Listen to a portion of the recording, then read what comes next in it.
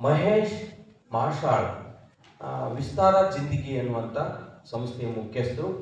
ಅವರು ಯುವಜನತೆಗೋಸ್ಕರ ಯುವಜನತೆ ಮತ್ತು ನಾಯಕತ್ವದ ಗುಣ ಅನ್ನುವಂಥ ಆ ವಿಷಯದ ಮೇಲೆ ಒಂದು ಗಂಟೆ ಉಪನ್ಯಾಸ ಇರ್ತದೆ.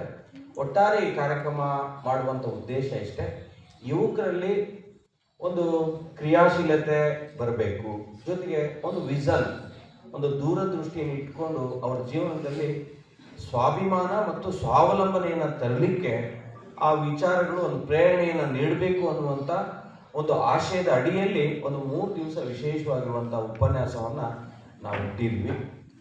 ಇಂಥ ಕಾರ್ಯಕ್ರಮಕ್ಕೆ ನಮ್ಮ ಬೆಂಗಳೂರು ನಗರದಲ್ಲಿರುವಂಥ ಯುವಜನತೆ ಈ ಕಾರ್ಯಕ್ರಮದ ಸದುಪಯೋಗವನ್ನು ಪಡೆದುಕೊಳ್ಬೇಕು ಅನ್ನುವಂಥ ಈ ಪತ್ರಿಕಾ ಮಾಧ್ಯಮದ ಮೂಲಕವಾಗಿ ನಾನು ಪ್ರೀತಿಯಿಂದ ಅವರಿಗೆ ಕೇಳ್ಕೊಳ್ತಾ ಇದ್ದೀನಿ.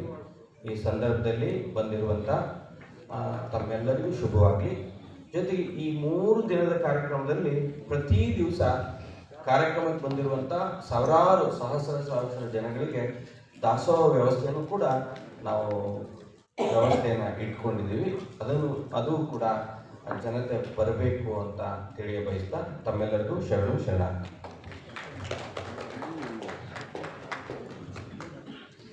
ನಾವು ಕಾನ್ಸಂಟ್ರೇಟ್ ಮಾಡ್ತಾ ಇದ್ದೀವಿ ಯೂತ್ಸ್.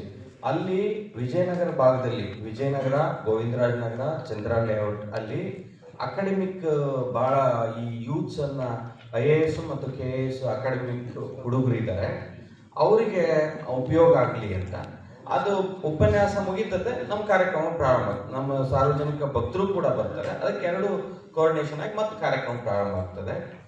ಇದೆಲ್ಲ ಸೇರೊಂದು 3 ಗಂಟೆ ಕಾರ್ಯಕ್ರಮ ಆಯಿತು. ಉತ್ತರ ಕರ್ನಾಟಕದವ್ರು ಜಾಸ್ತಿ ಇದಾರಂತ ಅಲ್ಲಿ ಬೆಂಗಳೂರು ನಗರದಾದ್ಯಂತ ನಮ್ಮ ಉತ್ತರ ಕರ್ನಾಟಕದ ಶಿವಯೋಗ್ರ ಭಕ್ತರು ಕೂಡ ಜಾಸ್ತಿ ಇದ್ದಾರೆ. ಅದು ಕೂಡ ಒಂದು ಕಾರಣ ಇದೆ. ಅಲ್ಲಿ ವಿದ್ಯಾರ್ಥಿಗಳು ಲೈಬ್ರರಿಗೆ ಹೋಗೋದೇ 6 ಗಂಟೆಗೆ.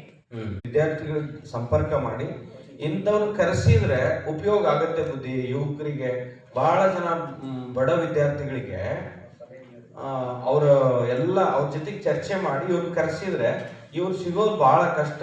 ಪ್ರೊಫೆಸರ್ ಮಂಜುನಾಥ್ ಅವರು ಅವರ ಆನ್ಲೈನ್ ಕ್ಲಾಸ್ನಲ್ಲಿ 20 ಲಕ್ಷ ಜನ ಅವರು ಫಾಲೋವರ್ಸ್ ಇದ್ದಾರೆ ಯೂತ್ಸ್. ಅದರಲ್ಲಿ ಬಹಳಷ್ಟು ಜನ ಯೂತ್ಸ್ ಇವ್ರನ್ನ ಕರೆಸಿ ಅಂತ ಕೆಲವೊಬ್ರು ನಮಗೆ ಕೇಳಿಕೊಂಡ್ರು. ಅದಕ್ಕೋಸ್ಕರವಾಗಿ ಈ 3 ಜನ ಆಯ್ಕೆ ಮಾಡಿಕೊಂಡು ಉಪನ್ಯಾಸವನ್ನು ಇಟ್ಟಿದ್ದೀವಿ. ಈ ನಡುವೆ ಈ ರಾಜಕೀಯ ಜಂಜಾಟದ ಮಧ್ಯೆ ಈ ಧಾರ್ಮಿಕ ಕಾರ್ಯಕ್ರಮಕ್ಕೆ ಹಲವಾರು ರಾಜಕೀಯ ಮುಖಂಡರನ್ನ ಆಹ್ವಾನ ಮಾಡಿದ್ದೀರಾ. ಇದ್ರ ಮಧ್ಯೆ ಹೇಗೆ ಇದನ್ನ ಮ್ಯಾನೇಜ್ ಆಗುತ್ತೆ ಅಂತ ಅಂದ್ರೆ, ಒಂದು ನಮ್ಮ ಕಾರ್ಯಕ್ರಮದ ಒಂದು ಶಿಸ್ತುಬದ್ಧವಾಗಿ ಸಮಯವನ್ನು ಕೊಡ್ತೀವಿ. ಅಜೆಂಡಾ ಅಂತ ನಾವು ಕರಿತೇವಲ್ವಾ, ಇಷ್ಟು ನಿಮಿಷ ಈ ವಿಷಯ ಕುರಿತು ನಾವು ಮಾತಾಡಬೇಕು. ಮತ್ತು ಈ ಕಾರ್ಯಕ್ರಮದಲ್ಲಿ ಬಂದಿರುವಂಥ ಅತಿಥಿಗಳು ಈ ಕಾರ್ಯಕ್ರಮದ ಬಗ್ಗೆ ಅಷ್ಟೇ ಮಾತನಾಡಬೇಕು ಅಂತ ನಾವು ಅವರಿಂದ ರಾಜಕೀಯೇತರವಾಗಿ ಈ ಧಾರ್ಮಿಕ ಕಾರ್ಯಕ್ರಮ ಇರೋದ್ರಿಂದ ಈ ಕಾರ್ಯಕ್ರಮದ ಸೀಮಿತವಾಗಿ ಚಿಂತನೆಗಳಿರಬೇಕು ಅಂತ ನಾವು ಅವರಿಗೆ ಮೊದಲೇ ಅವರಲ್ಲಿ ನಾವು ತಿಳಿಸಿರ್ತೀವಿ.